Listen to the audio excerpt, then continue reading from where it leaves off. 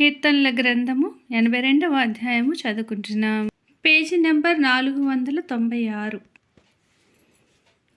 దేవుని సమాజములో దేవుడు నిలిచిన్నాడు. దైవముల మధ్యను ఆయన తీర్పు తీర్చుచున్నాడు. ఎంతకాలము మీరు అన్యాయంగా తీర్పు తీర్చుదురు? ఎంతకాలము భక్తిహీనులేడల పక్షపాతము చూపుదురు? పేదలకును తల్లి తండ్రి లేని వారికి న్యాయము తీర్చుడి.